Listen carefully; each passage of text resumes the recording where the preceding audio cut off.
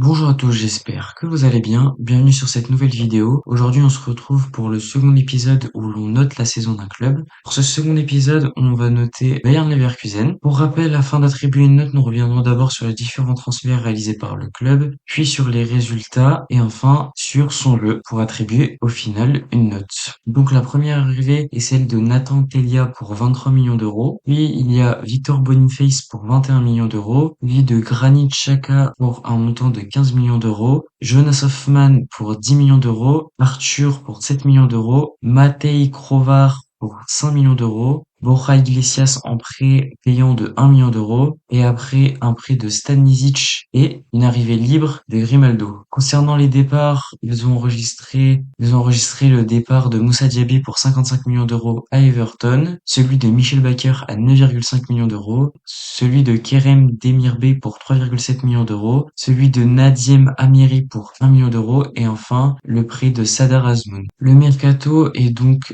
très bien géré pour le Bayer Leverkusen, qui s'est renforcé de manière intelligente. Ils ont fait un mélange de joueurs expérimentés et de jeunes qui se complètent parfaitement, mais surtout ils ont réussi à réaliser des transferts très intéressants comme par exemple Grimaldo. Au final, c'est un excellent mercato qui leur a permis d'avoir une équipe très complète. Concernant leur saison pour le Bayer Leverkusen, elle n'est pas loin d'être parfaite, à un petit match perdu près, mais en tout cas leurs performances sont largement au-delà de toute espérance. Au début de la saison, il y avait énormément d'espoir, mais loin de penser que gagner le doublé national était possible. En plus de cela, ils finissent invaincus en Bundesliga avec en tout une seule petite défaite sur toute la saison, toute compétition confondue. Commençons d'abord par la Coupe d'Allemagne. Le Bayer Leverkusen a remporté la compétition pour la seconde fois de son histoire avec un parcours certes plutôt simple. Cependant, le Bayer n'a jamais réellement été inquiété avec des victoires contrôlées à chaque fois. Après s'être largement imposé 8-0 face à Teutonia Hotessen au premier tour, le Bayer Leverkusen fait face à Sandhausen qu'il bat encore une fois aisément sur le score de 5-2. En huitième de finale, le Bayer rencontre un adversaire cette fois beaucoup plus compliqué, Paderborn. Cependant, encore une fois, Leverkusen se défait facilement de leur adversaire sur le score de 3-1. En quart de finale, le Bayer joue face à la surprise allemande de la saison, Stuttgart.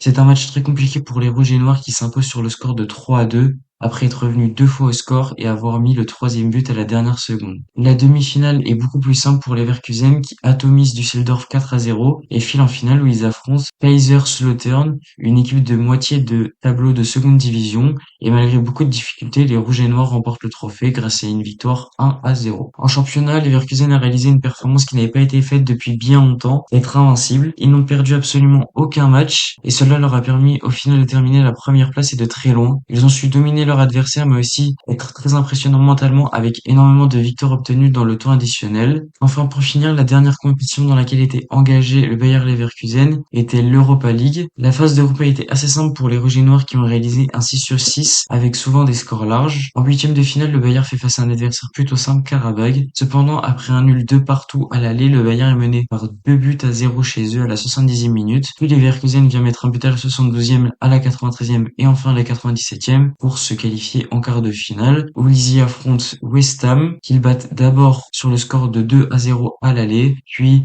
obtiennent le nul 1 partout au retour, ce qui leur permet de se qualifier en demi-finale. Pour la demi-finale, ils font face à la Roma, qu'ils battent d'abord sur le score de 2-0 à l'aller comme face à West Ham en quart, mais au retour, alors que tout semble acquis, ils sont menés 2-0, puis les Rouges et Noirs reviennent au score à la toute dernière minute et arrachent le nul de partout et une finale. Cependant, en finale, le Bayern Leverkusen affronte l'Atalanta et malheureusement, rien ne se passe comme prévu pour l'équipe allemande qui perd le match sur le score sévère de 3-0 et ne réalise pas le triplé. Concernant le jeu, le Bayer Leverkusen est flamboyant.